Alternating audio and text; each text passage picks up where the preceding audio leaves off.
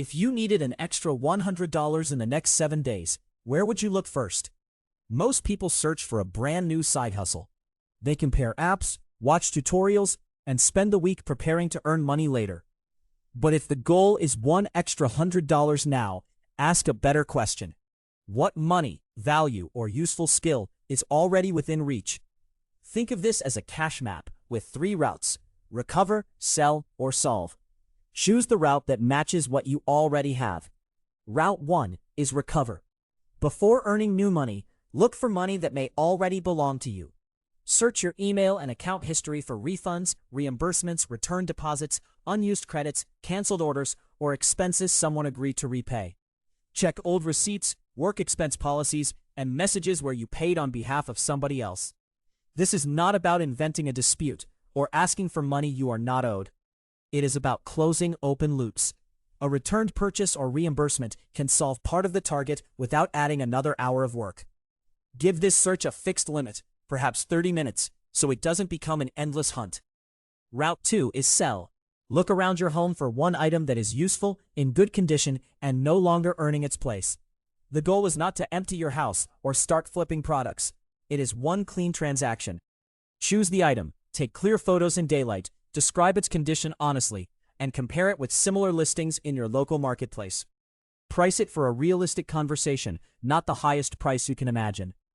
Include pickup or delivery details, decide your minimum price in advance, and use a safe payment and meeting method. One good item can beat 10 low-value tasks. Route 3 is solve. Instead of offering to do everything, offer one small outcome that somebody can understand and buy. 2 fixed-price jobs at $50, reach the target. 4 at $25, reach it too. The number is illustrative. Your price should reflect your ability, the time involved, and what people in your market actually pay.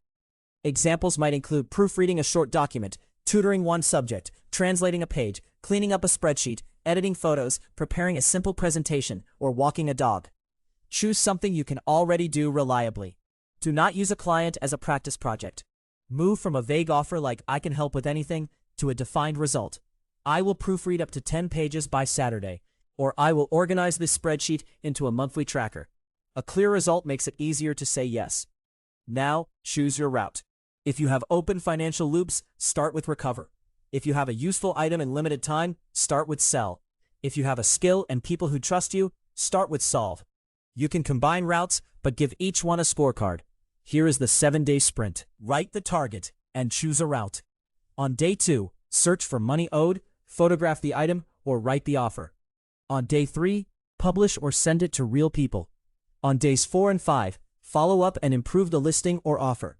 On day 6 and 7, complete the transaction, deliver the work, and record what you kept after fees, transport, materials, or taxes. Keep the guardrails simple. Do not borrow money, trade, gamble, buy an expensive course, pay a stranger for access to a job, or accept a payment arrangement you do not understand. A fast target is not worth a safety problem or a loss. The lesson is not that everyone can guarantee an extra $100 this week. Short-term cash problems become clearer when you separate money already owed, value you can release, and a useful result you can sell. Tell us in the comments, which route would you try first? Recover, sell, or solve?